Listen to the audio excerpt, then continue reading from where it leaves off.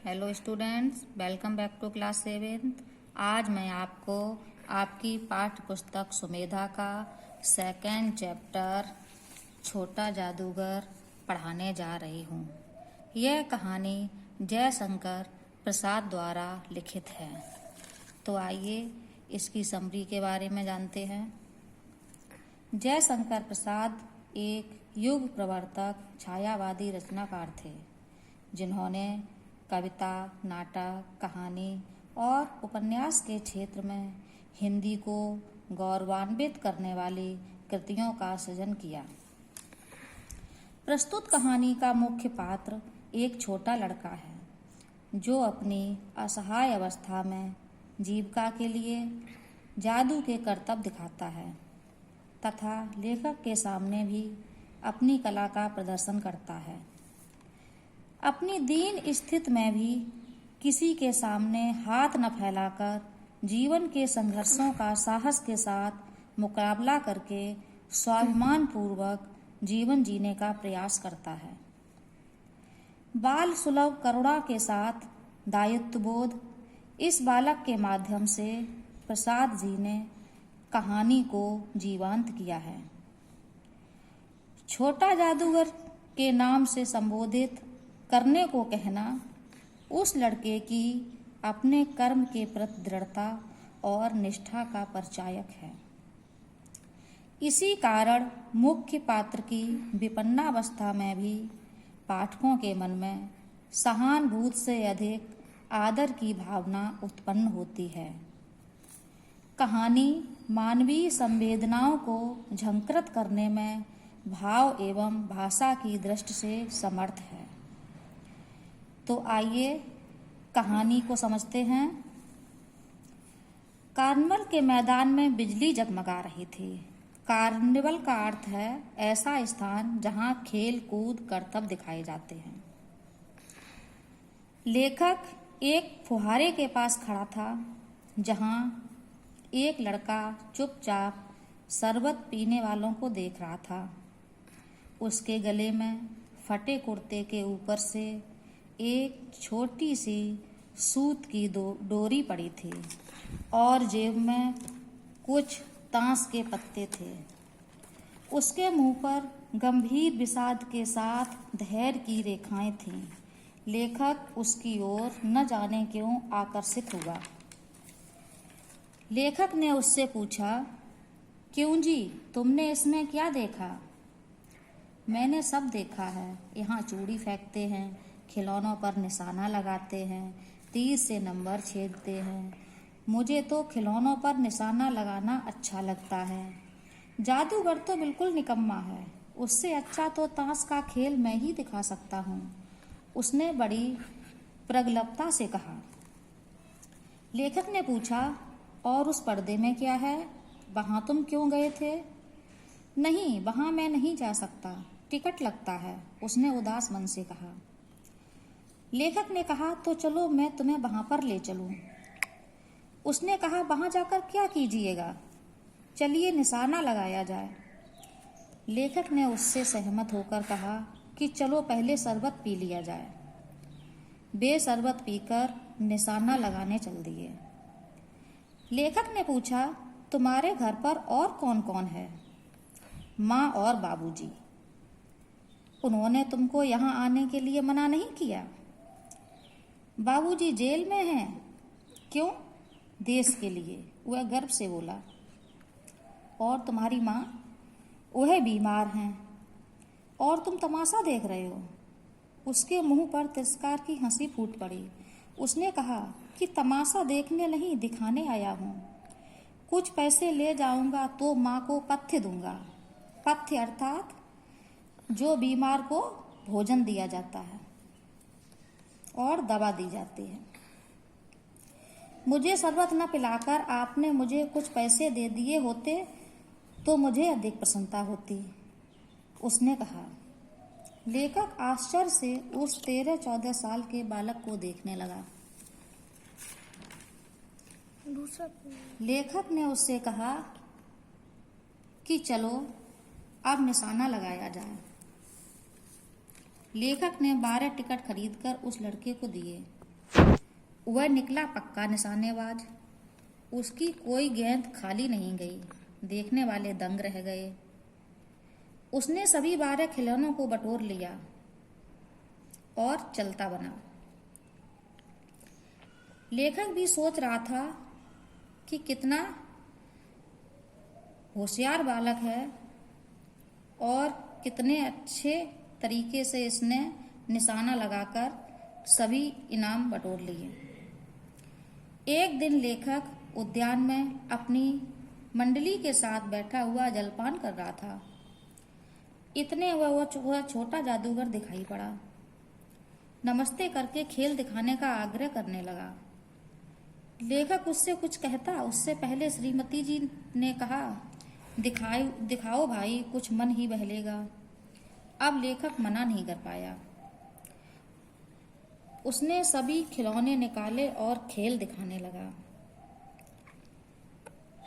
उसके खेल से सभी को बहुत आनंद आया। खेल देखने के बाद श्रीमती जी ने उसे 1 रुपया दिया। वह खुशी से उछल पड़ा। लेखक ने पूछा कि तुम इस रुपए का क्या करोगे? उसने कहा, पहले पेट भर पकौड़ी खाऊंगा, फिर एक सूती चादर लूंगा। लेखक ने व्यथित मन से सोचा कि परिस्थितियां व्यक्ति को कितनी जल्दी समय से पहले समझदार बना देती हैं। लेखक अपने घर वापस चला गया। एक दिन लेखक उस उद्यान में अकेले ही चल दिया। उसने देखा धूप में सड़क के किनारे वह छोटा जादूगर अपना खेल दिखा रहा था। लेखक अपनी मोटर कार से उतरकर उसका खेल देखने लगा। खेल देखने के बाद लेखक ने पूछा कि आज तुम्हारा खेल कुछ जमा नहीं। उसने उत्तर दिया, माँ ने कहा कि आज जल्दी चले आना, मेरी घड़ी समीप है। तब भी तुम खेल दिखाने चले आए? लेखक ने पूछा। उसने क्रोध से कहा, क्यों नहीं आता? और कुछ कहने में जैसे वह अपमान का अनुभव कर रहा था। क्षण भर में लेखक को अपनी भूल का एहसास हो गया।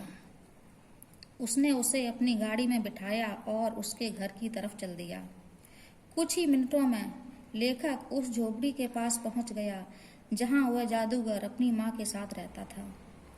जादूगर दौड़कर माँ को पुकारते हुए उस झोपड़ी में घुसा। पीछे लेखक भी था। माँ के मुंह से बे निकल कर रह गया। उसने अपनी सांसें छोड़ दी। अब जादूगर अपनी माँ से लिपटकर जोर जोर से रोने लगा। ये आपके पाठ की समरी थी। इस पाठ को सभी ध्यानपूर्वक पढ़कर इसमें दिए गए रंगीन शब्दों को बार बार लिखने का अभ्यास करेंगे और पाठ में दिए गए शब्दार्थ को अपनी हिंदी की फेयर नोटबुक पर लिखेंगे। धन्यवाद। Hello students, welcome back to class 7। आज मैं आपको पाठ 2 छोटा जादूगर चैप्टर के प्रश्नोत्तर लिखाने जा रही हूँ। तो आइए लिखते हैं प्रश्न। सबसे पहले हेडिंग डालिए, निम्नलिखित प्रश्नों के उत्तर लिखिए। अपनी बुक से देखकर प्रश्न लिखिए। छोटे जादूगर के माता पिता किस स्थिति में थे? इसका आंसर लिखते हैं। छोटे जादूगर के पिताजी देश के लिए जेल में थे तथा उसकी माताजी बहुत बीमार थीं। अब लिखिए सेकंड क्वेश्चन। लेखक छोटे जादूगर पर गुस्सा क्यों हो रहा था? इसका आंसर लिखिए। लेखक अपने परिवार के साथ जलपान कर रहा था। छोटा जादूगर बीच में आकर अपना खेल दिखाना चाहता था। खेल दिखाने के बाद 1 रुपया दिए जाने पर भी लेखक नाराज हुआ। नेक्स्ट क्वेश्चन लिखिए। छोटे जादूगर के पास जादू दिखाने के लिए क्या क्या चीजें थीं? इसका आंसर लिखिए। छोटे जादूगर के पास जादू दिखाने के लिए भालू, बिल्ली, बंदर, गुड़िया, गुड्डा, ताश के पत्ते, सूत की डोरी, लट्टू आदि चीजें थीं। नेक्स्ट क्वेश्चन लिखिए। छोटा जादूगर तमाशा क्यों दिखा रहा था? इसका आंसर लिखिए। छोटे जादूगर की मां बीमार थी। वह भोजन का प्रबंध करने तथा मां के इलाज के लिए पैसे जुटाने के लिए तमाशा दिखा रहा था। नेक्स्ट क्वेश्चन, लेखक के अनुसार छोटा जादूगर कैसा लड़का था? इसका आंसर लिखिए। लेखक के अनुसार छोटा जादूगर चतुर तथा स्वाभिमानी लड़का था। आपके प्रश्नोत्तर पूरे हुए। नेक्स्ट क्वेश्चन है आपका, सही शब्द से रिक्त स्थान भरिए। देखिए, क के मैदान में बिजली जगमगा रही थी। किसके मैदान में बिजली जगमगा रही थी? कार्निवल के मैदान में बिजली जगमगा रही थी। नेक्स्ट, तो चलिए पहले पी लिया जाए। क्या पी लिया जाए? शरबत। तो चलिए पहले शरबत पी लिया जाए। नेक्स्ट, मेरे बाबूजी में हैं। किस में हैं? जेल में। मेरे बाबूजी जेल में हैं। नेक्स्ट पेज,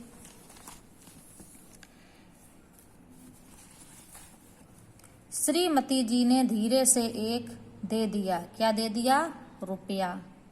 श्रीमती जी ने धीरे से 1 रुपया दे दिया। उसके 1 रुपया पाने पर मैं करने लगा था ना। क्या करने लगा था? ईर्ष्या। उसके 1 रुपया पाने पर मैं ईर्ष्या करने लगा था ना। नेक्स्ट क्वेश्चन है आपका, सही उत्तर पर सही का चिन्ह लगाइए। प्रस्तुत कहानी के लेखक हैं। यहाँ पर 3 ऑप्शन है आपके पास, सुमित्रा नंदन पंत, महादेवी वर्मा, जयशंकर प्रसाद। तो आपको पता होगा इस कहानी के लेखक कौन है? जयशंकर प्रसाद। नेक्स्ट, छोटा जादूगर जादू क्यों दिखाता था? स्कूल की फीस के लिए, खिलौनों के लिए, माँ के इलाज के लिए। इसका आंसर क्या होगा? माँ के इलाज के लिए। लेखक छोटे जादूगर से ईर्ष्या करने लगा था। क्योंकि यहाँ भी 3 ऑप्शन है। लेखक उसे धोखेबाज समझता था। छोटे जादूगर ने लेखक के पैसे चुराए थे। लेखक की पत्नी से उसने पैसे ठगे थे। तो इसका आंसर क्या है? लेखक की पत्नी से उसने पैसे ठगे थे। नेक्स्ट क्वेश्चन, लेखक को छोटे जादूगर पर दया क्यों आई? वह छोटा बच्चा पैसे कमाकर माँ का इलाज करवाता था। वह रोगी हो गया था। वह बीमार हो गया था। तो इसका आंसर क्या होगा? वह छोटा बच्चा पैसे कमाकर माँ का इलाज करवाता था। नेक्स्ट क्वेश्चन, सही कथन पर सही तथा गलत पर गलत का चिन्ह लगाइए। छोटे जादूगर के पिताजी जेल में थे। सही है या गलत? सही है। नेक्स्ट देखिए, छोटा जादूगर स्कूल की फीस के लिए जादू दिखाता था। नहीं, ये गलत है। लेखक की पत्नी ने छोटे जादूगर को 5 रुपए दिए थे। नहीं, 1 रुपया दिया था। ये भी गलत है। छोटे जादूगर ने अपनी माँ के लिए कंबल खरीदा। ये सही है, कंबल खरीदा। नेक्स्ट भाषा बोध में देखिए, फर्स्ट क्वेश्चन, निम्नलिखित के 2 पर्यायवाची शब्द लिखिए। यहाँ पर आप पर्यायवाची शब्द लिखेंगे। माँ, माँ का पर्यायवाची क्या होगा? माता, जननी। मनुष्य, मनुष्य का पर्यायवाची लिखिए। मानव, इंसान। संध्या, संध्या का पर्यायवाची लिखिए। शाम, गोधूल बेला, गोधूल बेला। संसार, संसार का पर्यायवाची लिखिए। विश्व, जगत। पर्यायवाची आपके पूरे हुए। नेक्स्ट क्वेश्चन है, निम्नलिखित वाक्यों में विशेषणों को रेखांकित कीजिए व उनका भेद भी बताइए। यहाँ पर कुछ वाक्य दिए गए हैं, वहां पर आप विशेषण ढूंढकर उनके भेद भी लिखेंगे। देखिए, वह निकला पक्का निशानेबाज। इसमें पक्का शब्द विशेषण है। कौन सा विशेषण है? गुणवाचक, क्योंकि ये इस पक्का होना इसका गुण है, इसलिए ये गुणवाचक विशेषण है। नेक्स्ट है आपका, मैंने 12 टिकट खरीदकर उस लड़के को दे दिए। इसमें कौन सा विशेषण है? 12। ये संख्यावाचक विशेषण है, क्योंकि ये अपनी संख्या बताता है। मैं आश्चर्य से उस लड़के को देखने लगा। इसमें विशेषण है उस कौन सा विशेषण है? सार्वनामिक, क्योंकि ये सर्वनाम से बना है, इसलिए ये सार्वनामिक विशेषण है। उसके दुर्बल हाथ उठकर गिर पड़े। यहाँ पर विशेषण क्या है? दुर्बल। कौन सा विशेषण है ये गुणवाचक है, क्योंकि दुर्बल होना उसका गुण है। सारा संसार जैसे जादू सा मेरे चारों ओर नाच रहा था। यहाँ पर विशेषण शब्द है सारा। ये परिमाण विशेषण है। ये जहाँ पर नाप तौल तुलना होती है वहां पर परिमाण विशेषण होता है, तो ये परिमाण विशेषण है, परिमाणवाचक विशेषण। नेक्स्ट क्वेश्चन है, निम्नलिखित शब्दों के वचन बदलकर लिखिए। यहाँ पर कुछ शब्द दिए गए हैं, अगर ये एक वचन में है तो इन्हें बहुवचन में लिखिए, और बहुवचन में है तो इन्हें एक वचन में लिखिए। जैसे यहाँ पर दिया गया है लड़का, लड़का का वचन बदलकर यहाँ पर क्या हो जाएगा? लड़के। खिलौने, खिलौने को वचन बदलकर हम क्या कर देंगे? खिलौना। दवा, दवा का क्या हो जाएगा? दवाएं। रुपए, रुपए का क्या हो जाएगा? रुपया। मैं का क्या हो जाएगा? हम। पत्ता, पत्ते, पत्ते का क्या हो जाएगा?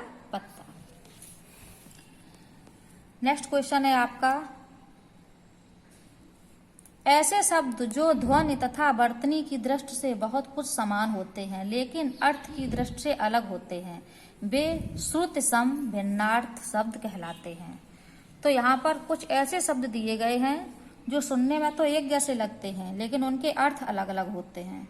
तो आइए उनके बारे में जानें और लिखें। नीचे दिए गए श्रुति सम भिन्नार्थक शब्दों के अर्थ बताइए। अविराम, अविराम का अर्थ है गतिमान। अपेक्षा, अपेक्षा का अर्थ है आशा। अभिराम, अभिराम का अर्थ है मनोहर। उपेक्षा, उपेक्षा का अर्थ है तिरस्कार। अतीत, अतीत का अर्थ है बीता हुआ, उसी से मिलता जुलता दिया गया अतीब। अतीब का अर्थ है बहुत। भवन, भवन का अर्थ है इमारत। भुवन, भुवन का अर्थ है जगत। नेक्स्ट दिया गया है अविलंब, अविलंब का अर्थ है यहाँ पर आशय। वहीं पर थोड़ा सा ही अंतर है, यहाँ पर दिया गया अविलंब, अविलंब का अर्थ है तुरंत। परिणाम, परिणाम का अर्थ है नतीजा।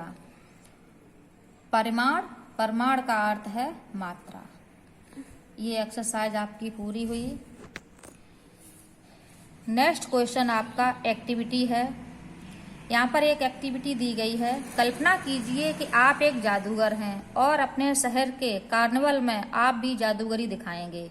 लोगों और बच्चों को आने के लिए आकर्षित करने हेतु एक आकर्षक पोस्टर तैयार कीजिए। यहाँ पर आप पेंसिल के द्वारा एक अच्छा सा पोस्टर तैयार करेंगे जिसमें आप जादूगर बनकर बच्चों को आकर्षित करेंगे। धन्यवाद।